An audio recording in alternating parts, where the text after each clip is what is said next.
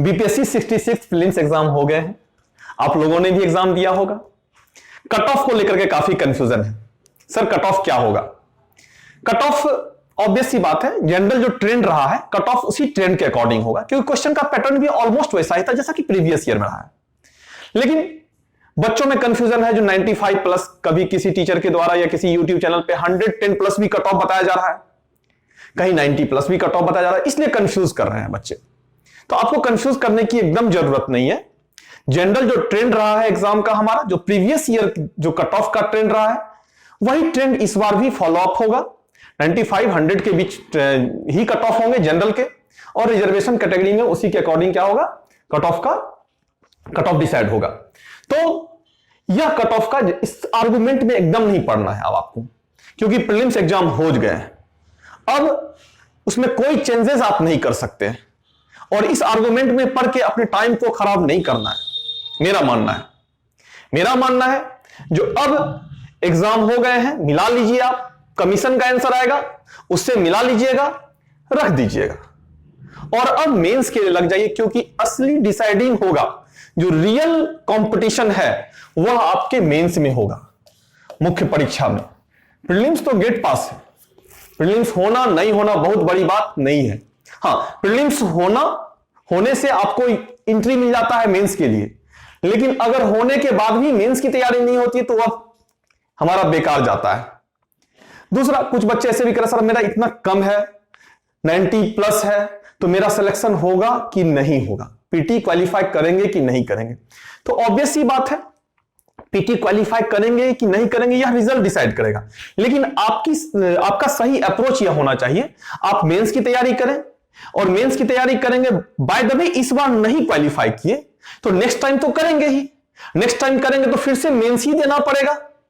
तो इसलिए मेंस की तैयारी पहले होनी चाहिए हमारी, और मेंस में ही एक्चुअल कंपटीशन होता है, रियल कंपटीशन मेंस से ही स्टार्ट होता है।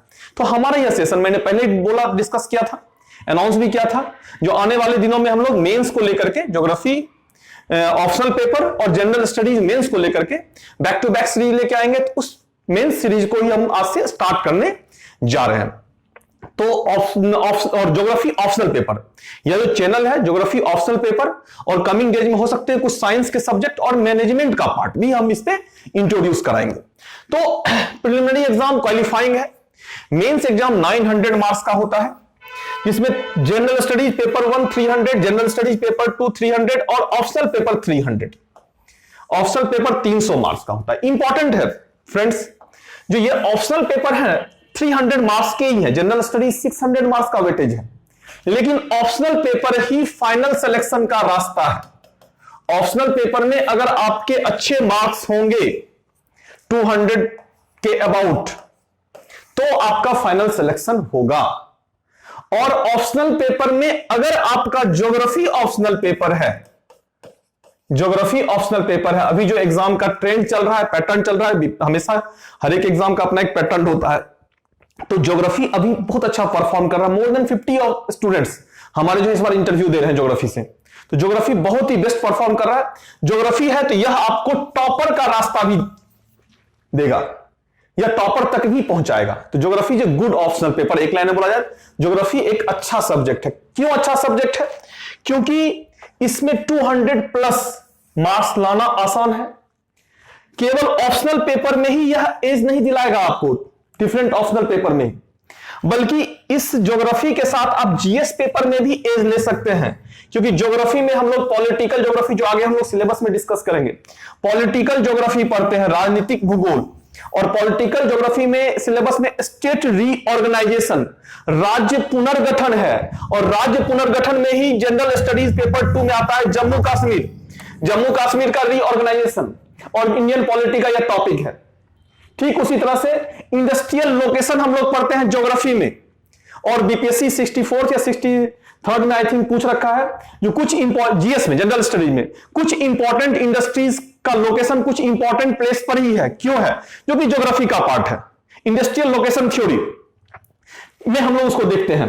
तो इस तरह से, उसी तरह से आईआर, इंटरनेशनल रिलेशन, पेपर 1 में अगर आप देखेंगे तो आईआर का Mackinder heartland theory, Spykman rimland theory, हृदय स्थल सिद्धांत और उपांत स्थल सिद्धांत ज्योग्राफी के सिलेबस में है, तो यहां पे आईआर में भी हम अच्छा परफॉर्म कर सकते हैं। तो एक लाइन में कहा जाए, ज्योग्राफी ऑप्शनल पेपर में तो 200 प्लस की संभावना बनी रहती है, क्योंकि यह साइंस और सोशल इकोनॉमिकल एस्पेक्ट को इंटर में लिंक करते हुए यह सब्जेक्ट को, सिलेबस को डिजाइन किया गया हुआ है। इंटरडिसिप्लिनरी सब्जेक्ट है, एक लाइन में बोला जाए क्या है, इंटरडिसिप्लिनरी सब्जेक्ट, और इसी इंटरडिसिप्लिनरी नेचर के कारण यह जीएस पेपर में भी आपको काफी एज दिलवाता है, हेल्प दिलवाता है। तो geography optional paper is a good optional paper, जो आपको फाइनल सिलेक्शन ही नहीं करवाएगा बल्कि टॉपर की श्रेणी में भी रखवा सकता है, इसमें यह है, पोटेंशियल है। तो कैसे है यह, इसके ऊपर वन बाय वन हम लोग डिस्कस करते हैं। आज का हमारा वीडियो जो है यह ऑप्शनल पेपर डेडिकेटेड वीडियो है, ज्योग्राफी ऑप्शनल पेपर, क्योंकि मैंने पहले ही अनाउंस किया था। ज्योग्राफी ऑप्शनल पेपर को 2 पार्ट में हम लोग डिस्कस करेंगे। आज हम लोग वर्ल्ड ज्योग्राफी और नेक्स्ट पार्ट में इंडियन ज्योग्राफी, 2 पार्ट में हमारा यह पेपर होगा। देन फिर जनरल स्टडीज के सिलेबस को भी हम लोग इस तरह से ट्रेंड एनालिसिस करेंगे। फिर प्रीवियस ईयर के क्वेश्चन का एनालिसिस होगा, कैसे आंसर राइट करना है, कैसे आप इफेक्टिव आंसर को लिख सकते हैं, क्यों आप लिखते हैं और आपको अच्छे मार्क्स नहीं आते हैं, इन सभी एस्पेक्ट्स पे, इन सभी डायमेंशन पे हम लोग डिस्कस करेंगे। तो आइए देखते हैं ज्योग्राफी सिलेबस में क्या क्या है और ज्योग्राफी के एग्जाम का पैटर्न क्या, ऑप्शनल पेपर के एग्जाम का पैटर्न क्या है। तो सबसे पहले अभी जो ट्रेंड है, चेंज हुआ है। जब पहले ऑप्शनल पेपर 2 पेपर में हुआ करता था, पेपर 1 और पेपर 2, लेकिन अब दोनों पेपर को मर्ज करके सिंगल पेपर कर दिया गया है और मार्क्स का, टोटल मार्क्स का वेटेज 300 दिया गया है। टोटल 300 मार्क्स का पेपर होगा। टोटल नंबर ऑफ क्वेश्चन जो होंगे आपके वह 12 से 13 क्वेश्चन होंगे। टोटल नंबर ऑफ क्वेश्चन कितने हैं, 12 से 13 क्वेश्चन होंगे आपके पास, जिसमें आंसर करना होगा कितने क्वेश्चन का, 6 क्वेश्चन का। मींस 12 से 13 क्वेश्चन होंगे और 6 क्वेश्चन का ही आपको आंसर करना होगा, और each question carries 50 marks, 50 marks. 50 marks का एक क्वेश्चन होगा। टोटल नंबर ऑफ क्वेश्चन 6 होंगे और ऑप्शंस आपके पास होगा 12 से 13 क्वेश्चन का। कहां से होगा, कैसे होगा, वन बाय वन सारे पार्ट को हम लोग डिस्कस करेंगे। और यह क्वेश्चन जो होंगे 6 क्वेश्चन, यह 2 यूनिट में, 2 सेक्शन में डिवाइडेड होगा, सेक्शन 1 और सेक्शन 2। सेक्शन 1 में 3 क्वेश्चन होगा और सेक्शन 2 से 3 क्वेश्चन होगा। अब देखते हैं सेक्शन 1 में कौन कौन से टॉपिक होंगे और सेक्शन 2 में कौन कौन से टॉपिक, यह भी हमें समझना पड़ेगा। लेकिन इंपॉर्टेंट है, जो यह 12 से 12 टू 13 क्वेश्चन जो होंगे, टोटल नंबर ऑफ क्वेश्चंस हैं, इसमें से आंसर 6 क्वेश्चन का करना है। तो इस 6 क्वेश्चन में जब पहले प्रीवियस ट्रेंड आप देखेंगे, प्रीवियस ट्रेंड और करंट ट्रेंड, तो प्रीवियस ट्रेंड में एक क्वेश्चन होता था और एक क्वेश्चन ही कंप्लीट क्वेश्चन का फॉर्म होता था। लेकिन करंट ट्रेंड में क्या है, एक नंबर क्वेश्चन है तो एक नंबर में ए और बी के फॉर्म में भी क्वेश्चन आपका हो सकता है, समटाइम ए, बी और सी के फॉर्म में भी हो सकता है। तो यहां पे 6 क्वेश्चन कहने का सेंस है, total number of questions weightage 6 है, लेकिन हो सकता है क्वेश्चन आपका अधिक हो, और है लास्ट ईयर पूछ रखा है ए बी के फॉर्म में क्वेश्चन है। 2 क्वेश्चन को अगर आप सॉल्व करेंगे तो आपका एक क्वेश्चन सॉल्व होगा। कुछ क्वेश्चंस भी हैं, हम उसके ऊपर भी एक्सरसाइज करेंगे। तो आइए देखते हैं इसमें क्या क्या है, वन बाय वन। देखो, सबसे पहले आपको समझना है ज्योग्राफी में सेक्शन 1 जैसा मैंने पहले यहां लिखा है, 3 क्वेश्चन आपको करना है, और सेक्शन 2 से 3 क्वेश्चन करना है। टोटल 6 करना है। यह कंपलसरी नेचर का है। यह क्या है, यह कंपलसरी है, ऐसा नहीं है अगर यहां से 6 क्वेश्चन आया तो 6 क्वेश्चन इसी सेक्शन से आप कर लें और इससे ना करें तो यह काउंट नहीं होगा। यहां से 3 ही काउंट होगा मैक्सिमम, और यहां से 3 आपको करना ही करना है। इसको एकदम माइंड में सेट रखिए। जो 6 क्वेश्चन अगर हमें आंसर करना है तो मिनिमम 3 क्वेश्चंस, मिनिमम और maximum also 3 question must be from section 1 and another 3 questions are must be from section 2। This is important thing. तो अब सेक्शन 1 में क्या होगा और सेक्शन 2 में क्या होगा, तो एक लाइन में बोला जाए तो सेक्शन 1 में हमारा आता है वर्ल्ड ज्योग्राफी। सेक्शन 1 में क्या आता है, वर्ल्ड ज्योग्राफी आता है। वर्ल्ड ज्योग्राफी, विश्व भूगोल, और सेक्शन 2 में हमारा आता है वह इंडियन ज्योग्राफी आता है। सेक्शन 2 में क्या आता है, इंडियन ज्योग्राफी। Indian geography. तो इंडियन ज्योग्राफी का पार्ट हमारा सेक्शन 2 में है और वर्ल्ड ज्योग्राफी का पार्ट हमारा सेक्शन 1 में है। अब वर्ल्ड ज्योग्राफी में भी दो एस्पेक्ट हैं, world physical geography, physical geography भौतिक भूगोल, और दूसरा ह्यूमन और इकोनॉमिकल ज्योग्राफी। अब देखना है हमें हमारा जो स्ट्रेटेजी होगा, हमारा जो पार्ट होगा, क्योंकि वर्ल्ड फिजिकल ज्योग्राफी जो है यह एकदम साइंस जैसा है तो है। इसमें टॉपिक कुछ ऐसे हैं जैसे प्लेट टेक्टोनिक थ्योरी, अगर डाइवर्जिंग बाउंड्री ऑफ प्लेट का यह नेचर है तो है, कन्वर्जेंस से plate, converging nature of motion of plate के कारण ये एक्टिविटीज होते हैं तो होते हैं, उसमें ना आप चेंज कर सकते हैं ना हम चेंज कर सकते हैं। तो यहां पे आपको क्वेश्चन क्या करना होगा, चेंज करना होगा। तो वर्ल्ड ज्योग्राफी में क्या करना है आपको, इंडियन ज्योग्राफी और वर्ल्ड ज्योग्राफी में आपको दो पार्ट होंगे, फिजिकल ज्योग्राफी और ह्यूमन और इकोनॉमिकल ज्योग्राफी। तो फिजिकल ज्योग्राफी भौतिक भूगोल है, साइंस जैसा है, इसलिए हमारा स्ट्रेटेजी क्या होगा, यहां से दो क्वेश्चन का आंसर करना है। अब यह भी ध्यान रखना है, जो सेक्शन 1 से 3 क्वेश्चन का आंसर करना है, section 1 divided as physical geography और ह्यूमन इकोनॉमिकल ज्योग्राफी। तो ह्यूमन और इकोनॉमिकल ज्योग्राफी और फिजिकल जो भौतिक भूगोल और मानव और आर्थिक भूगोल हिंदी में डिवाइड है यह। तो ऐसा नहीं है आप 3 क्वेश्चन यहीं से कर ले, आपके पास होंगे, यहां से भी 3 क्वेश्चन होंगे आपके पास ऑप्शन, और 3 क्वेश्चन यहां से भी होंगे। तो हमारा स्ट्रेटेजी क्या होगा, यहां से हम 2 क्वेश्चन करें और यहां से 1 क्वेश्चन करें। तो समझना है हमें किस तरह से, फिर से मैं एक बार रिपीट कर दे रहा हूं, टोटल नंबर ऑफ क्वेश्चंस आपके पास 6 होंगे। फिर से रिपीट कर रहा हूं, समझना है, क्योंकि क्या करना है, कैसे करना है और कितना करना है एक सही रणनीति का अंग होता है। हमारा स्ट्रेटेजी होना चाहिए, हमको क्या करना है, कैसे करना है और कितना करना है, कहां से करना है, स्मार्टली हमको किस तरह के क्वेश्चन को पिक करना है। देखेंगे 6 क्वेश्चन लिख के सभी बच्चे आते हैं, किसी का मार्क्स कम होता है, किसी का मार्क्स अधिक होता है। तो क्यों यह गैप होता है, इसको भी हम समझाएंगे अभी, क्योंकि मैक्सिमम टाइम बच्चे क्या करते हैं, जो याद करके जाते हैं वही लिख के आते हैं, इवन क्वेश्चन रट के जाते हैं, क्वेश्चन कुछ भी पूछे आंसर हम वही लिखेंगे जो हमें याद है। तो यह गलती होती है, कैसे गलती होती है इसके ऊपर भी हम डिस्कस करने वाले हैं आगे। तो फिर से एक बार रिपीट कर रहा हूं मैं, टोटल नंबर ऑफ क्वेश्चन कितने हैं, 6 है। All 6 questions are divided in section 1 and section 2। Section 1 और सेक्शन 2 में डिवाइड है। 6 क्वेश्चन का आंसर हमें करना है, सेक्शन 1 से 3 क्वेश्चन करना है और सेम टाइम सेक्शन 2 से भी हमें 3 क्वेश्चन करना है। फिर इंपॉर्टेंट है, सेक्शन 1 खंड 1 also categorise as unit A और यूनिट बी। अब यहां से 3 क्वेश्चन का आंसर करना है। हमने बोला था 12 से 13 क्वेश्चन आपके पास दिए रहेंगे, तो यहां पे आपके पास 6 क्वेश्चन टोटल होंगे। 3 क्वेश्चन इस यूनिट में होगा और 3 क्वेश्चन इस यूनिट में होगा, लेकिन करना है टोटल हमें 3 ही। लेकिन इंपॉर्टेंट है, मिनिमम 1 क्वेश्चन एक यूनिट से करना ही करना, यह कंपलसरी है। यह कंपलसरी है, जो एक क्वेश्चन हमको लेना ही लेना है। यह ऐसा नहीं कर सकते हम 3 क्वेश्चन इसी यूनिट से कर ले जाए, एक क्वेश्चन हमको कम से कम यूनिट बी से लेना ही लेना है, या ऐसा नहीं हम तीनों क्वेश्चन इसी यूनिट से ले लें, एक क्वेश्चन हमको यहां से लेना ही लेना है। तो आज का हमारा जो सिलेबस है, आज का जो हमारा वीडियो है, इसी सेक्शन को लेकर के है। इसी सेक्शन में किस यूनिट को हमें लेना है और किस यूनिट को नहीं लेना है और क्यों लेना है, इस पे डिस्कस करेंगे और कुछ क्वेश्चंस के साथ डिस्कस करेंगे। बड़ा डिफाइंड सिलेबस है, अगर आप अच्छे से देखते हैं तो बीपीएस ज्योग्राफी का सिलेबस जो है वो बड़ा दिखता है, लेकिन एक्चुअल में है नहीं, बहुत ही डिफाइंड है, बहुत ही स्टैंडर्ड सिलेबस है, बहुत ही स्मार्ट सिलेबस है, बहुत ही इंटेलिजेंट सिलेबस है। जितनी इसकी बड़ाई की जाए, जितनी इसकी तारीफ की जाए, उतनी ही कम है।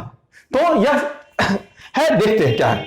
तो सबसे पहले यूनिट ए में क्या है, इसको समझने की कोशिश करते हैं। Unit a physical geography, physical aspect है, मींस भौतिक भूगोल है। हिंदी में इसको क्या कहते हैं लोग, भौतिक भूगोल कहते हैं, भौतिक भूगोल है। और ह्यूमन और इकोनॉमिकल ज्योग्राफी क्या है, मानव और आर्थिक भूगोल है। हिंदी में क्या कहते हैं इसको, मानव और आर्थिक भूगोल। तो हमारा जो टारगेट है वह क्या है, यहां से 2 क्वेश्चन करना है, यहां से 1 क्वेश्चन करना है। क्यों बोलेंगे आप यहां से 2 क्वेश्चन करना है, क्यों यहां से 1 क्वेश्चन करना है? उसके पीछे लॉजिक यह हमारा है, यह साइंस के नेचर का क्वेश्चन है।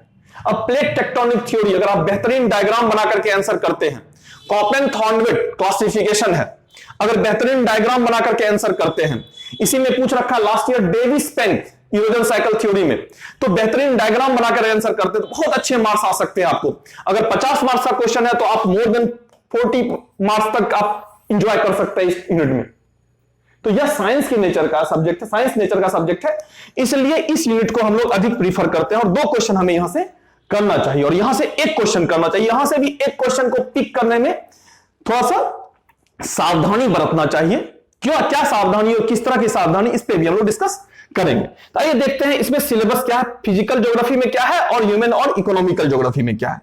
तो फिजिकल ज्योग्राफी की अगर बात की जाए तो आप देखेंगे physical geography section 1 unit A, इसमें जियोमॉर्फोलॉजी आता है, क्लाइमेटोलॉजी आता है, सॉइल एंड वेजिटेशन, ओशिनोग्राफी और इकोसिस्टम। बहुत ही इंपॉर्टेंट है, इंटरेस्टिंग है। ज्योग्राफी जब पढ़ोगे तो एक डायग्राम पे सारा आप डिस्कस हो सकता है। यह ज्योग्राफी की परिभाषा से यह निकल सकता है सारे एस्पेक्ट्स को, फिजिकल ज्योग्राफी के और ह्यूमन ज्योग्राफी के एस्पेक्ट्स को।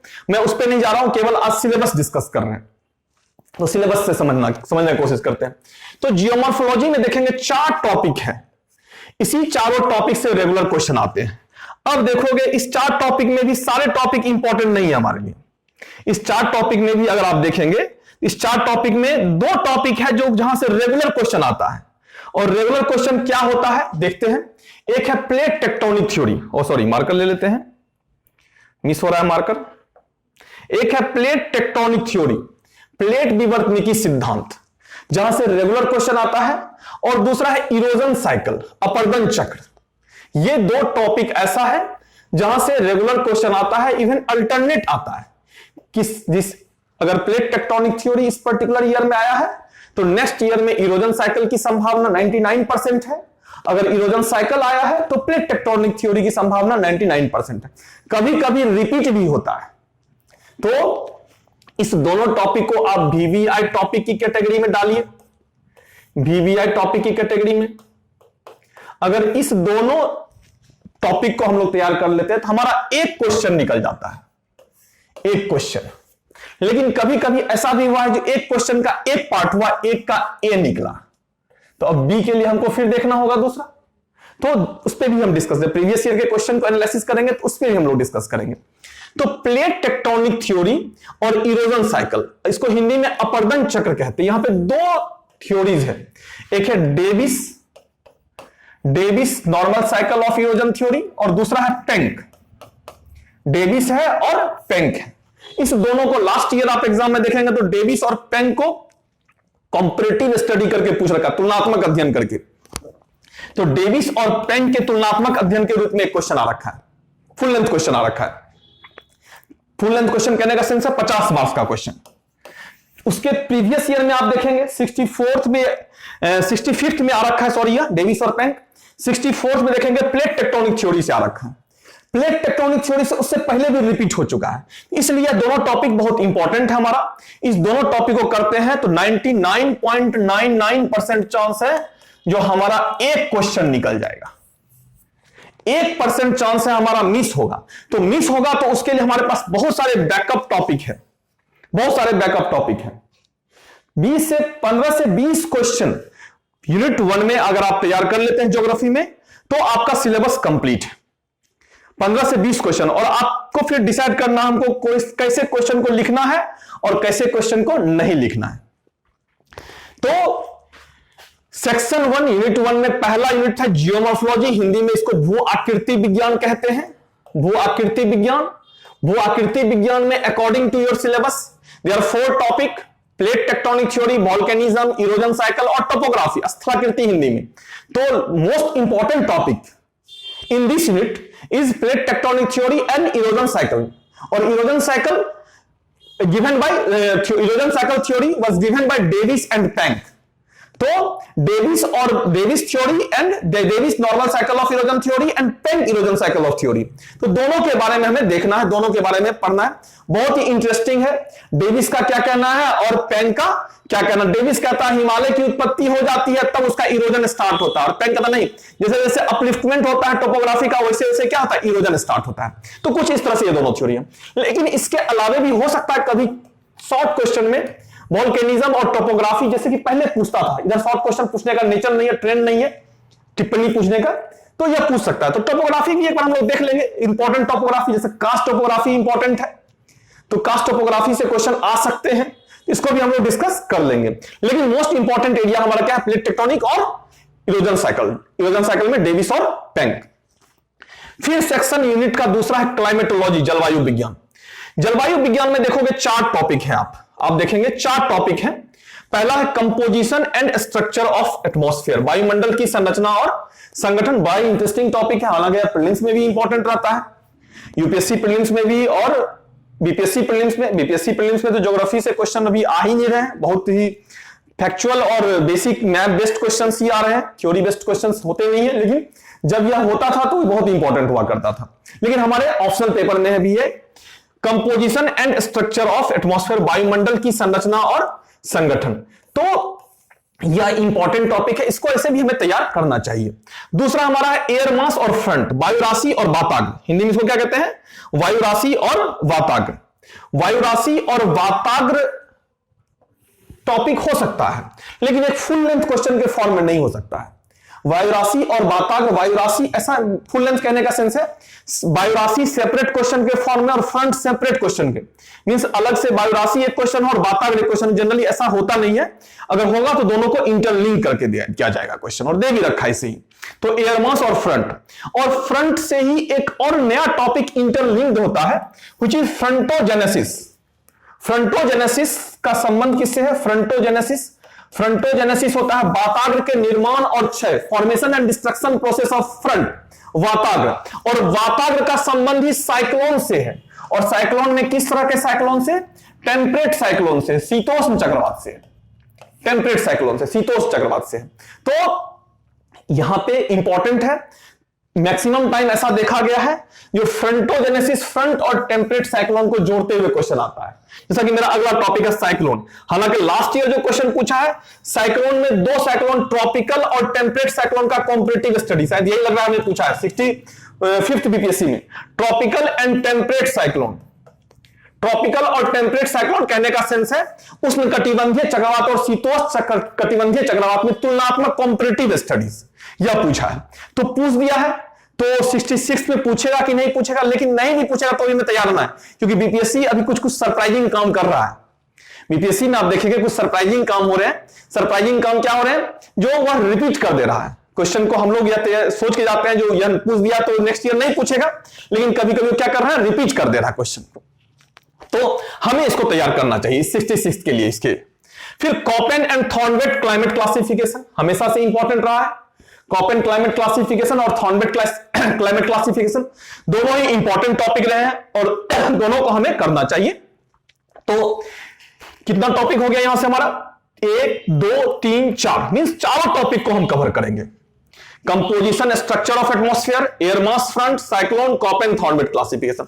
और यहां से हमारे स्ट्रेटेजी, अगर हमें एग्जाम देना हो, अब तो मैं एग्जाम देता नहीं हूं, यूपीएससी में जिस समय हम लोग एग्जाम देते थे यूपीएससी का, उस समय कुछ इसी मेथड को फॉलो करते थे। तो मींस यूपीएससी एग्जाम और कमीशन के एग्जाम में, सिविल सर्विसेज एग्जाम में सिलेबस बड़ा दिखता है, लेकिन एक्चुअल में बड़ा होता नहीं है। अगर आप साइंटिफिकली डिजाइन करें तो सिलेबस आपके ग्रिप में होता है, क्योंकि क्वेश्चन के पूछने की अपनी एक प्रवृत्ति है, अपना एक ट्रेंड है, केवल उसको समझना है।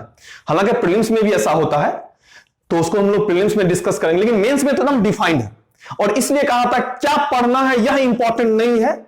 कमीशन अगर क्वालिफाई करना है, अच्छे मार्क्स से क्वालिफाई करना है, रैंक के साथ करना है, तो क्या नहीं पढ़ना है इसको समझना है। तो यहां पे क्या नहीं पढ़ने वाला टॉपिक है, एक वोल्केनिज्म हमें नहीं पढ़ना है, दूसरा टोपोग्राफी हम नहीं भी पढ़े तो हमारा काम चल जाएगा। लेकिन क्या पढ़ना है, तो यह प्लेट टेक्टोनिक और इरोजन साइकिल, डेविस और पेंक पढ़ना है, और इस चारों टॉपिक को पढ़ना है। इस चारों टॉपिक को पढ़ना, composition, structure of atmosphere, air mass, front cyclone, Koppen Thornthwaite. तो मोस्ट प्रोबेबल चांस है एक क्वेश्चन आपका यहां से पकड़ा गया और एक क्वेश्चन आपका यहां से पकड़ा गया, दो क्वेश्चन आपके पकड़ा गए, मोस्ट प्रोबेबल चांस है, मैक्सिमम चांस है। तो हमको इस सेक्शन से कितना आंसर करना था? 3 क्वेश्चन पूछा जाएगा तो 2 ही ने आंसर करना था, 2 तो हमारे हो गए। लेकिन इसके बाद भी अगर हम सेफ जोन में जाना चाहें, थोड़ा डिफेंसिव खेलें, हमेशा हिट ही नहीं खेलना चाहिए, थोड़ा सा डिफेंसिव हो, सेफ जोन में जाएं, तो सेफ जोन में जाने के लिए कुछ और टॉपिक को हम कर लेते हैं। कुछ और टॉपिक में क्यों कर लेते हैं? क्योंकि मैंने बोला ना, ए बी के फॉर्म में आ रहा है। जैसे एक क्वेश्चन आ रहा है, क्वेश्चन नंबर 2 होगा, 2 में हो सकता है एक क्वेश्चन नंबर ए हो सकता है ट्रॉपिक, जैसा कि दे रखा है ट्रॉपिकल और टेम्परेट साइक्लोन का कंपैरेटिव स्टडीज, टेम्परेट साइक्लोन, उसमें कटिबंधीय और शीतोष्ण चक्रवात का तुलनात्मक अध्ययन। और दूसरा बी फॉर्म में हो सकता है आपको दे दे bottom relief of Indian ocean, जैसा दे रखा है bottom relief of Indian ocean. Bottom relief of Indian ocean means Hind महासागर के नीतल की उच्चावच। अब इस दोनों क्वेश्चन को बनाएंगे तभी हमारा 2 बनेगा। तो इसलिए हमें क्या करना है, कुछ और टॉपिक को भी यहां पे देख लेना है। फिर एक और दे रखा है, सॉइल दे रखा है और उसका दूसरा पार्ट दे रखा है, इकोसिस्टम का एक क्वेश्चन दे रखा है। अगर दोनों करेंगे तो ही हमारा एक क्वेश्चन होगा। यह थोड़ा सा बीपीएससी अभी स्मार्ट अप्रोच को थोड़ा सा बीपीएससी स्मार्ट हुआ है मेंस पॉइंट ऑफ व्यू से। जनरल स्टडी में भी बीपीएससी का जो क्वेश्चंस आ रहे हैं बीपीएससी में मेंस में, वह यूपीएससी के ऑलमोस्ट पैरेलल ही आ रहे हैं, जीएस की बात करें तो। और ऑप्शनल पेपर में भी थोड़ा सा कुछ इस तरह से फॉर्मेट को बीपीएससी अप्लाई कर रही है। तो आइए देखते हैं अब यहां पे हम लोग क्या क्या देखेंगे। सॉइल लास्ट ईयर पूछ रखा है, लेकिन सॉइल हमें पढ़ना चाहिए। क्यों पढ़ना चाहिए? क्योंकि हमारा second unit I am talking about, second unit कहने का सेंस है यह यूनिट सेक्शन 2 इंडियन ज्योग्राफी का पार्ट। क्योंकि इंडियन ज्योग्राफी में भी हमें सॉइल पढ़ना है और यहां के सॉइल से हमें वहां हेल्प मिलेगा, इसलिए हमें सॉइल पढ़ना चाहिए। यहां पे सॉइल पढ़ना चाहिए, सॉइल इंपॉर्टेंट हमारा है। तो सॉइल हम लोग देखेंगे यहां पे, soil classification, distribution of soil profile, ये सारे एस्पेक्ट्स को। और फिर 2 इंपॉर्टेंट है, सवाना है और मॉनसूनल फॉरेस्ट है। या तो सवाना पूछता है या मॉनसूनल फॉरेस्ट पूछता है। तो सवाना वनस्पति वेजिटेशन में और मॉनसून दोनों में से कोई एक पूछता है रेगुलर बेसिस पे। लेकिन कभी ऐसा भी हुआ है सवाना मॉनसूनल फॉरेस्ट के जगह पे इक्वेटोरियल फॉरेस्ट, विषुवतीय जलवायु ही पूछ रखा है, विषुवतीय वन के बारे में पूछ रखा है। तो हमको यह दोनों को देखना, सॉइल देख लेते हैं, सवाना और मॉनसून फॉरेस्ट देख लेते हैं, तो एक क्वेश्चन का पार्ट हमारा निकल जाता है। या तो ए निकलेगा या बी निकलेगा। पहले तो फुल लेंथ क्वेश्चन होता था यह, लेकिन अब जो है यह एक पार्ट निकल सकता है। तो यह 2 कर लिया हमने। फिर देखेंगे आप, जैसे last year bottom relief of Indian ocean पूछ रखा है, तो ऑब्वियस सी बात है, जो ट्रेंड कहता है इसका, टाइट से क्वेश्चन सिलेबस में लेकिन पूछता नहीं है। ओशियन डिपॉजिट इसका बड़ा ही इंपॉर्टेंट टॉपिक है, ओशियन डिपॉजिट से क्वेश्चन पूछता है। कोरल चूंकि करंट से भी जुड़ा हुआ मुद्दा रहता है, इसलिए कोरल हम लोग को पढ़ना चाहिए। ओशियन करंट में भी इंडियन ओशियन, हिंद महासागर की जलधारा, चूंकि यह इंडियन कंटेक्स्ट में पूछता है। तो यहां पे 2-3 टॉपिक कुछ इस तरह के सामान्य से टॉपिक है, अगर इसको हम कर लेते हैं तो हमारा एक क्वेश्चन यहां से निकल जाएगा, या तो फुल लेंथ क्वेश्चन के फॉर्म में निकले या ए या बी के फॉर्म में निकले। अब मेरा यहां पे कहना है, अगर हम इतना कर लेते हैं तो no need to do ecosystem, कोई जरूरत नहीं हम इकोसिस्टम टॉपिक को करें। अगर हमारा यहां तक हो जाता है तो कोई जरूरत नहीं हम अपने एनर्जी को मिसयूज करें, क्योंकि हमारे 2 क्वेश्चन हमें लिखना है, हमने 2 क्वेश्चन लिखना है, 2 क्वेश्चन का ए बी सी फॉर्मेट भी होगा तो हमारा इतना से पकड़ा जाएगा। तो क्यों हम अपना एनर्जी मिसयूज करें? हम अपना एनर्जी क्यों नहीं दूसरे यूनिट में या दूसरे पेपर में, जनरल स्टडीज पेपर में अधिक से अधिक लगाएं? ये सब भी हमारे स्ट्रेटेजी का पार्ट होता है। अब वही हमें वर्क करना चाहिए जहां से हमें आउटपुट मिले, और यूजलेस से हमारा हो चुका है तो हम क्यों यहां पे अपना एनर्जी को मिसयूज करें? तो यह ध्यान रखना है और आपको इस स्ट्रेटेजी के साथ इस ऑप्शनल पेपर को डिजाइन देना है, तो ही आप अच्छा परफॉर्म कर पाएंगे। और कहते हैं ना, पूरा सिलेबस पढ़ लेना, तो जब हम अधिक पढ़ेंगे तो ऑब्वियस सी बात है बहुत इफेक्टिव नहीं होगा। कहते हैं स्मॉल इज ब्यूटीफुल, जितना छोटा होता है वह उतना ही ब्यूटीफुल होता है, सुंदर होता है। तो यहां हम सिलेबस को क्या करें, डिजाइन करें अकॉर्डिंग टू एग्जाम पैटर्न और सिलेबस को क्या करें, कंप्रेस्ड करके क्या पढ़ना है यह इंपॉर्टेंट है, क्या नहीं पढ़ना उसको रिमूव करें और देन फिर उसी को अधिक अच्छे तरीके से बेस्ट मेथड के साथ अप्लाई करें। क्योंकि इसमें बेस्ट मेथड होगा क्या, आप डायग्राम, फ्लो चार्ट, हम बुक्स पे डिस्कस करेंगे कौन कौन सा बुक्स इसके लिए आप फॉलो अप कर सकते हैं, किस बुक में आपको डायग्राम अच्छा मिलेगा, कुछ मेंटल मैप, कुछ सेल्फ डिजाइन डायग्राम मैं इस चैनल पे वह भी डिस्कस करूंगा, किस तरह से हम लोग सेल्फ डिजाइन डायग्राम बनाते हैं, किस तरह से हम बेहतरीन डायग्राम यूज कर सकते हैं मैथ में, और जो मार्क्स ओरिएंटेड डायग्राम होगा तो उस पे अगर हम वर्कआउट करें तो ऑब्वियस सी बात है यहां से 2 क्वेश्चन हमारा निकल रहा है, 100 मार्क्स का क्वेश्चन है, 50-50, तो यहां पे चांस हमारा बनता है 80 to 90 मार्क्स।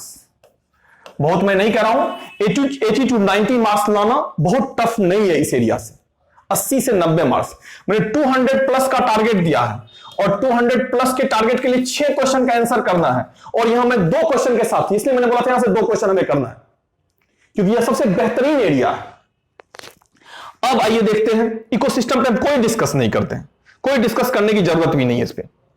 हाँ, 1-2 टॉपिक और है जो कि यहां पे शायद मिस हो गया मेरे से, जैसे जियो हाइड्रोलॉजिकल साइकिल वगैरह है, तो वह हाइड्रोलॉजिकल साइकिल, वाटर साइकिल, ये सब टॉपिक थोड़ा सा करंट और रिलेवेंट टॉपिक है, ये सब हम डिस्कस कर देंगे क्योंकि ये जनरल स्टडी में भी पढ़ना चाहिए आपको, तो वहां से भी यह इंटरलिंक्ड होता है, तो वहां से यह डिस्कस हो जाएगा। अब आइए देखते हैं हमारा unit 2 development of geographical thought, पहला जैसा कि यहां पे था, फिर से एक बार बैक करके आपको दिखाएंगे तो समझ में आएगा। सेक्शन 1 का यूनिट 1 फिजिकल ज्योग्राफी 2 क्वेश्चन के लिए हम लोगों ने डिस्कस किया है। Unit be human and economic geography, अब हम लोग इस पे डिस्कस करेंगे और इसमें भी सिलेबस देखेंगे तो लेंथ बहुत सारे टॉपिक है, लेकिन उस टॉपिक में भी हमें बहुत नहीं पढ़ना है। तो यूनिट 2 में आप जाएंगे, यूनिट 2 में देखेंगे डेवलपमेंट ऑफ ज्योग्राफिकल थॉट, भौगोलिक विचारधारा, ज्योग्राफिकल थिंकर्स का एक यूनिट है, एरिया है। दूसरा ह्यूमन ज्योग्राफी मानव भूगोल का है। तीसरा सेटलमेंट ज्योग्राफी बस्ती भूगोल का है। चौथा पॉलिटिकल ज्योग्राफी राजनीतिक भूगोल का है। पांचवा इकोनॉमिकल ज्योग्राफी आर्थिक भूगोल का है। तो ये सारे यूनिट्स हैं और इस यूनिट में बहुत सारे टॉपिक हैं, 1 2 3 4 5 6। सेटलमेंट का तो मैंने छोड़ ही दिया, नहीं लिखा है। 7 8 9 10 11 मींस मोर देन 20-30 के अबाउट टॉपिक है, तो सारे करने की जरूरत नहीं क्योंकि हम यहां से एक ही क्वेश्चन करना है। यहां से हमें क्या करना है, एक क्वेश्चन का आंसर करना है। तो अब देखोगे यहां पे भी डिसाइड, अगर आप देखेंगे बड़ा ही डिफाइंड है, डिटरमिनिज्म एंड पॉसिबिलिज्म। डिटरमिनिज्म को हिंदी में कहते हैं नियतिवाद, नियतिवाद, और एक क्या है पॉसिबिलिज्म, संभववाद। नियतिवाद और संभववाद बड़ा ही इंटरेस्टिंग टॉपिक है, ज्योग्राफिकल थिंकर्स हैं। नियतिवादी विचारधारा क्या है और संभववादी विचारधारा क्या है। दूसरा पॉइंट है हमारा ड्यूअलिज्म, द्वैतवाद। ड्यूअलिज्म का ही पार्ट है डिटरमिनिज्म और पॉसिबिलिज्म कहा जाए तो। तीसरा क्वांटिटेटिव एंड बिहेवियरल रिवॉल्यूशन, मात्रात्मक और व्यवहारात्मक क्रांति। तो अब देखोगे आप, यह 3 टॉपिक है, 3 में से एक क्वेश्चन तो रहता ही रहता है। अगर आपको इतना नहीं करना है तो छोड़ दीजिए, आप एक क्वेश्चन यहां से करके जाइए, आपका काम खत्म। लेकिन यहां पे मैं आपको यह रिकमेंड नहीं करूंगा। क्यों नहीं करूंगा, उसके पीछे रीजन यह है, these are historical based topic, language based topic. ये सब क्या है, लैंग्वेज, भाषा आधारित विषय है, फैक्चुअल, अवधारणात्मक फैक्चुअल आधारित सब्जेक्ट है, जिसमें अगर आपकी भाषाई शुद्धता, राइटिंग स्किल अच्छी है तो आप अच्छा मार्क्स गेन कर सकते हैं। अदरवाइज इस तीनों टॉपिक के साथ आप बहुत अच्छे से जस्टिफाई नहीं कर सकते। या फिर अगर आपका ज्योग्राफी ही बैकग्राउंड रहा है, एकेडमिक बैकग्राउंड रहा है, तो आप थिंकर्स के नाम के साथ साथ उसके कॉन्सेप्ट को इंटरलिंक करते हुए, करंट में कुछ ऐसा इंसिडेंट है तो उसको जोड़ते हुए आप डिजाइन दे सकते हैं। लेकिन आपने केवल बीपीएससी निकालने के लिए ज्योग्राफी रखा है तो आप इस टॉपिक के साथ बहुत जस्टिफाई नहीं कर सकते और यहां पे बहुत अच्छे मार्क्स आपके नहीं आ सकते। तो मेरा मानना है, जिनका ज्योग्राफी एकेडमिक बैकग्राउंड रहा है, जो ग्रेजुएशन पीजी ज्योग्राफी से कर रखे हैं, उन्हें यह करना चाहिए यहां से क्वेश्चन को, क्योंकि वह इसके साथ न्याय कर सकते हैं, जस्टिस कर सकते हैं। जैसे कुछ एग्जांपल से मैं समझाता हूं। मान लीजिए नियतिवादी है, डिटरमिनिज्म है, या पॉसिबिलिज्म है, संभववादी है। तो डिटरमिनिज्म के साथ एक नया वर्ड यूज होता है, नियो डिटरमिनिज्म, नवनियतिवाद। नवनियतिवाद is also related with sustainable development, और सस्टेनेबल डेवलपमेंट जो है वह क्या है, उसका करंट स्टेटस क्या है सस्टेनेबल डेवलपमेंट के लिए। अगर ग्रीन एनर्जी, क्लीन एनर्जी की बात हो रही है और सोलर एनर्जी पे वर्ल्ड वाइड काम हो रहा है, और सोलर एनर्जी के लिए जिस तरह से ओपेक ऑर्गेनाइजेशन है, उसी तरह से एक सोलर एनर्जी प्रोड्यूसर कंट्री का एक ऑर्गेनाइजेशन डेवलप हो रहा है, तो अगर उस एग्जांपल के साथ इस टॉपिक को आप इंटरलिंक कर सकते हैं, इस फिलॉसफी को, तो देन फिर you have get more and more marks. अगर नहीं कर सकते तो आपको यहां पे थोड़ा सा कंट्रोल करना होगा। आपको ऑप्शन दे रहे हैं, इससे बेहतरीन ऑप्शन है आपके पास यहां पे, जहां पे आप बहुत अच्छा मार्क्स ला सकते हैं। हाँ, लेकिन इसको करने से क्या होता है, यहां पे आपको बहुत एफर्ट लगाने की जरूरत नहीं है। 3-4 टॉपिक है, कर लिया, फ्री हो गए। यहां नहीं भी किया आप इसके पीछे तो कोई दिक्कत नहीं है, आपको कुछ लेना देना नहीं है अब। तो ये 3 टॉपिक है, इंटरेस्टिंग है, मैं इसको डिजाइन दूंगा, मैं इसको डिस्कस करूंगा। इस 3 टॉपिक को अगर आपको अच्छे से डिजाइन देना है तो इस 3 टॉपिक के लिए मैं एक बुक रिकमेंड कर रहा हूं यहां पे। इंग्लिश में वह बुक है सुदीप्तो अधिकारी, पटना कॉलेज के, पटना यूनिवर्सिटी के प्रोफेसर भी रह चुके वो, सुदीप्तो अधिकारी। उनकी बुक सबसे अच्छी बुक है इस थिंकर्स के लिए। अगर आप यहां से आंसर करना चाहते हैं तो उनके बुक को जरूर प्रीफर करें। चलिए अब आइए देखते हैं जिनको नहीं करना है, क्योंकि अगर जिनको करना है, एक क्वेश्चन निकल गया करके अपना टाटा बाय बाय कर दिए, इस सिलेबस को छोड़ दिए, कोई मतलब नहीं है पढ़ने की। लेकिन मेरा मानना है यहां से करना चाहिए। मोस्टली स्टूडेंट यहीं से करते हैं क्योंकि ज्योग्राफी बैकग्राउंड कम होता है। अगर यहां से करते हैं तो उसको आप जस्टिफाई कर सकते हैं तो ही कीजिए, नहीं तो आप करके भी आएंगे, अच्छे मार्क्स आपको नहीं आएंगे। अब देखो क्या है यहां पे ह्यूमन ज्योग्राफी में। ह्यूमन ज्योग्राफी में 3 टॉपिक बड़ा इंटरेस्टिंग है। एक कल्चरल रियलम, सांस्कृतिक प्रदेश, या ब्रॉक एंड बेव का कल्चरल रियलिज्म है, ब्रॉक एंड बेव का सांस्कृतिक प्रदेश है। अब हिंदू, जैन, बौद्ध रिलीजन में एक सिमिलरिटी है, और सेम सिमिलरिटी जो है मुस्लिम, ईसाई और यहूदी रिलीजन, उसके पीछे रीजन क्या है। तो डिफरेंट कल्चर का जो डेवलपमेंट उसका ज्योग्राफिकल एस्पेक्ट है, और ज्योग्राफी के अकॉर्डिंग, ज्योग्राफी के कंपोनेंट्स के अकॉर्डिंग कल्चर को डिफाइन किया गया है। तो उस बेस पे है। तो यहां से यह भी इंटरेस्टिंग टॉपिक है। अगर यह क्वेश्चन आता है तो इसको भी आप कर सकते हैं, यह भी रिलेवेंट टॉपिक है, इंटरेस्टिंग है, और इसको भी करंट से जोड़ा जा सकता है। तो फिर एक कल्चरल रियलिज्म होगा, दूसरा international migration. International migration important है, यहां पे भी आपका करंट जुड़ता है। देखो इस एरिया में जहां से हम करंट जोड़ पाए वैसे टॉपिक को हमें करना चाहिए। इंटरनेशनल माइग्रेशन का क्या स्टेटस, जैसे अफ्रीकन कॉन्टिनेंट से बहुत लार्ज स्केल पे माइग्रेशन हो रहा है, या फिर भारत सरकार ने सीएए और एनआरसी एक्ट लाया है, सिटीजनशिप अमेंडमेंट एक्ट। और सिटीजनशिप अमेंडमेंट एक्ट में जो है बहुत सारे जो इलीगल माइग्रेटेंट हैं फ्रॉम बांग्लादेश एंड पाकिस्तान, उनको यह राइट नहीं मिला है। तो ऑब्वियस सी बात, यहां पे ये माइग्रेशन का मुद्दा है, तो यहां पे भी करंट जुड़ सकता है। या फिर ग्लोबल वार्मिंग के कारण जो आइसलैंड होंगे, द्वीप होंगे, या कोस्टल कंट्रीज होंगे, वो सारे सबमर्ज हो जाएंगे सी में, और उसके कारण लार्ज स्केल पे माइग्रेशन जनरेट होगा। तो वो करंट और बर्निंग इशू है। तो इंटरनेशनल माइग्रेशन का करंट स्टेटस में अगर ऐसे इस करंट इंफॉर्मेशन को आप जोड़ सकते हैं तो इस टॉपिक को करना चाहिए, तो आपको अच्छे मार्क्स आएंगे। फिर तीसरा है पॉपुलेशन, जनसंख्या में कुछ नहीं करना। जनसंख्या में अगर पूछता है आपसे डिस्ट्रीब्यूशन पैटर्न, ये सब हमें एकदम नहीं करना चाहिए, क्योंकि फैक्चुअल इंफॉर्मेशन बेस्ड इसमें मार्क्स एकदम नहीं आते हैं, या मार्क्स ओरिएंटेड टॉपिक नहीं है। लेकिन अगर सेम टाइम पूछता है डेमोग्राफिक ट्रांजिशन थ्योरी, जनसंख्या संक्रमण सिद्धांत, या पॉपुलेशन बेस्ड थ्योरी जितने हैं, सिद्धांत जितने हैं, अगर उससे क्वेश्चन आता है तो हमें जरूर करना चाहिए, क्योंकि यहां पे भी आप चाहें तो इस थ्योरीज के साथ करंट और इंडिया के पॉपुलेशन को और चाइना के पॉपुलेशन को कंपेयर कर सकते हैं, या इंडिया के पॉपुलेशन को और यूएसए के पॉपुलेशन को कंपेयर कर सकते हैं, या इंडिया के पॉपुलेशन को और जर्मनी के पॉपुलेशन को कंपेयर कर सकते हैं, या इंडिया के पॉपुलेशन को और नीदरलैंड के पॉपुलेशन को कंपेयर कर सकते हैं। तो यहां पे competitive studies means smart approach जहां पे आप अप्लाई कर सकते हैं, जहां पे उसकी संभावना है, जहां पे आप अपना कुछ अट्रैक्टिव कर सकते हैं, तो मेरे हिसाब से वैसे क्वेश्चन को पिक करना चाहिए ताकि वह आपको अच्छा मार्क्स दिलवा पाए। तो क्वेश्चन बनाना ही इंपॉर्टेंट नहीं है, कैसे क्वेश्चन को हम बना रहे हैं यह भी मायने रखता है अच्छे मार्क्स के लिए। फिर देखिए आप पॉपुलेशन हुआ, सेटलमेंट ज्योग्राफी हम कंप्लीट छोड़ दिए, यहां पे नहीं करना, हमें छोड़ दो। अगर इसके बाद भी आपको प्रॉब्लम लग रहा है जो आपका क्वेश्चन पकड़ाएगा नहीं पकड़ाएगा, तो आइए ना, बहुत सारा टॉपिक अभी बचा हुआ है। पॉलिटिकल ज्योग्राफी कर लीजिए, कंसेप्ट ऑफ नेशन स्टेट, राष्ट्र राज्य, सिलेबस है आपका। और राष्ट्र, राज्य, नेशन स्टेट पढ़ते हैं तो यहां पे आप इंडियन पॉलिटी के भी बहुत सारे कंसेप्ट को पढ़ लेते हैं, जो कि जनरल स्टडीज में आपको हेल्प करेगा। फिर आप दूसरा देखिए, frontier, boundaries and buffer state. Frontier, boundaries and buffer state. Buffer state, Nepal is also example of buffer state. और अभी हाल में ही इशू चल रहा है, नेपाल बहुत जंप कर रहा था, कूद रहा था, तो अभी देखिए साइलेंट मोड में चला गया। नेपाल में पॉलिटिकल डिस्टर्बेंस हो रहे हैं, चाइना का इंटरफेरेंस और भारत और चीन के बीच विवाद है यह। तो यह बफर स्टेट और फ्रंटियर, सीमा, सीमांत, जो एलओसी एलएसी का है मुद्दा, वो सारा हम यहां पे पढ़ते हैं। तो वो चूंकि यहां से हम सेम टाइम इसको डिस्कस करते हैं और यहीं से हमारा क्या होता हुआ, जनरल स्टडीज का आईआर भी कंट्रोल होता है। That's why these are important topic. इसलिए मैं हमेशा प्रीफर करता हूं ऐसे टॉपिक को आप करें। इस टॉपिक का करंट भी है, करंट एस्पेक्ट भी है, करंट से आप जोड़ भी सकते हैं, उसके साथ लिख भी सकते हैं, और साथ ही साथ आपका सेम टाइम क्या होगा, जनरल स्टडीज भी क्या होगा, कंप्लीट होगा और वह भी तैयार होगा।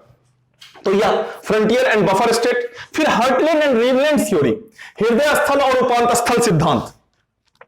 तो यह भी इंटरनल आईआर बेस्ड टॉपिक है। हार्टलैंड थ्योरी मैकेंडर का है और rimland theory Spykman, first world war, second world war, और अभी जो ट्रेंड चल रहा है वो सारे trend all are decided by under heartland theory and rimland theory. यह हृदय स्थल सिद्धांत और उपांत स्थल से कहीं ना कहीं इसकी झलक दिखती है।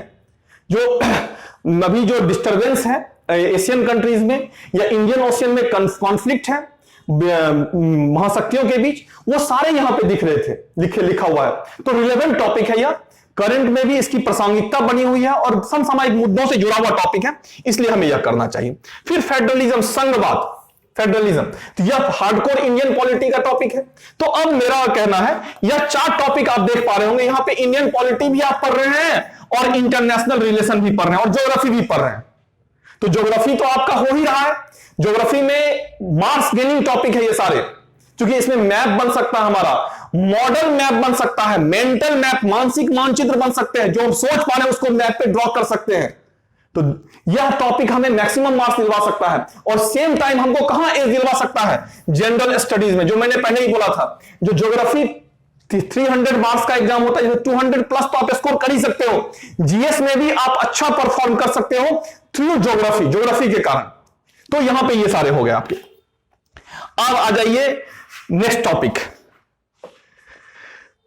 Economical geography. Economy, von Thunen agriculture location theory. अभी चल रहा है किसान का प्रोटेस्ट, फार्मर प्रोटेस्ट चल रहा है एमएसपी को लेकर के, तो यह अलग सब्जेक्ट है, इसको हम लोग इंडियन ज्योग्राफी में देखेंगे। लेकिन von Thunen agriculture location theory है, जब आप किसी अर्बन एरिया से, दिल्ली से या फिर आप पटना से या फिर किसी बड़े मेट्रो सिटी से आप रूरल एरिया की ओर जाते हैं, तो एग्रीकल्चर का एक पैटर्न दिखता है।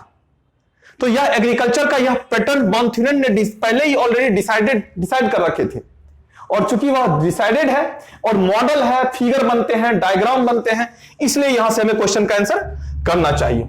फिर एक और इंपॉर्टेंट दूसरा टॉपिक है वर्ल्ड एनर्जी क्राइसिस, विश्व ऊर्जा संकट। क्या विश्व में ऊर्जा संकट हो सकता है? तो क्या एनर्जी कंजम्पशन ट्रेंड है, प्रोडक्शन ट्रेंड है, सप्लीमेंट एनर्जी सोर्स कैसे डेवलप हो सकते हैं? कभी सोचे थे जो सन से एनर्जी प्रोड्यूस होगा, विंड से एनर्जी प्रोड्यूस होगा। एनर्जी हम लोग जानते हैं, energy neither be create nor be destroy. हम लोग जो बोल रहे हैं, हो सकता है आने वाले दिनों में यह साउंड एनर्जी लाइट एनर्जी में कन्वर्ट हो जाए। हम अपने कंजम्पशन लाइक एनर्जी खुद प्रोड्यूस कर लें, हम बोले और हमारा साउंड एनर्जी क्या हो, लाइट एनर्जी, कुछ ऐसा किट और चिप डेवलप हो जाए जो हमारे पॉकेट में हो, और हम बोले जितना उतना हमारा क्या हो, एनर्जी फॉर्मेशन हो, और कोई स्टोरिंग इक्विपमेंट्स हमारे पास हो जहां पे हमारा एनर्जी स्टोर हो रहा हो, और घर आए, निकाले और लाइट में लगा दिए, जल गया बल्ब। तो इस तरह से भी हो सकता है। तो एनर्जी क्राइसिस, क्या एनर्जी क्राइसिस की संभावना है? और है तो सप्लीमेंट एनर्जी क्या क्या हो सकते हैं, और उसके ऊपर वर्ल्ड लेवल पे क्या एफर्ट हो रहा है? क्लीन एनर्जी क्या है? मींस यह टॉपिक ही अपने आप में बेहतरीन टॉपिक है और बहुत ही इंटरेस्टिंग टॉपिक है और रिलेवेंट टॉपिक है, अप्लाइड टॉपिक है। इसलिए देखो ये क्वेश्चंस भी आ रखे हैं और यह इंपॉर्टेंट भी, और यह जनरल स्टडीज के लिए भी इंपॉर्टेंट है। फिर नेक्स्ट टॉपिक हमारा लिमिट टू ग्रोथ, विकास की सीमा। ऑब्वियस सी बात है, limit to growth club of Rome के द्वारा दिया गया था सबसे पहले। जो विकास की एक सीमा होती है, और जब विकास अपने एक्सट्रीम लेवल पे जाने के बाद वह डिक्लाइन होता है। क्यों? क्योंकि पॉल्यूशन वगैरह के कारण जो है पर कैपिटा इनकम क्या होते हैं, वह कम होते हैं। तो यह एक मॉडल है, तो इस मॉडल में बहुत सारे फिगर बनते हैं, डायग्राम बनते हैं। That's why they are important topic और इफेक्टिव टॉपिक, जो कि आपको अच्छा मार्क्स दिला सकता है। फिर इंडस्ट्रियल लोकेशन थ्योरी, औद्योगिक अवस्थिति सिद्धांत। वेबर का इंडस्ट्रियल लोकेशन थ्योरी है। इंपॉर्टेंट इंडस्ट्री इंपॉर्टेंट लोकेशन पर ही क्यों होते हैं? जैसे शुगर केन इंडस्ट्री, गन्ना चीनी उद्योग देखोगे गन्ना प्रोडक्शन एरिया में ही होता है। Iron steel industries, iron steel और कोल और आयरन माइनिंग के आसपास के क्षेत्र में होता है। एल्युमिनियम इंडस्ट्री देखोगे जहां पे इलेक्ट्रिसिटी फैसिलिटीज है, आइदर वह जल विद्युत की सुविधा या ताप विद्युत की सुविधा वहीं पे होता है। क्यों ऐसा होता है? या सेवा क्षेत्र का उद्योग जो है वह शहर के किनारे होता है, ऐसा क्यों होता है? तो और इंडस्ट्रियल लोकेशन थ्योरी का नया ट्रेंड क्या है? तो पहले कन्वेंशनल ट्रेंड, हालांकि अब मैक्सिमम टाइम अभी भी फॉलो होता है, जो मिनिमम इनपुट कॉस्ट, जो न्यूनतम लागत मूल्य का स्थान जहां होगा वहीं पे क्या होगा, अधिकतम लाभ मिलेगा। लेकिन आज के डेट में ऐसा नहीं है। मैक्सिमम कॉस्टिंग प्लेस पे भी क्या होता है, मैक्सिमम प्रॉफिट गेन कर सकता है। जैसे आप मूवी देखने जाते होंगे, मॉल में मूवी देखते हैं, पीवीआर में मूवी देखते हैं, और मूवी देखने के बाद ब्रेक में आप पॉपकॉर्न खाते हैं, और उस पॉपकॉर्न के एक कैन की कीमत कितनी होती है? More than 100 rupees. और 100 रुपया में अगर आप बाहर निकलेंगे फुटपाथ पे, ठेले पे पूरा ठेला खरीद लेंगे पॉपकॉर्न का।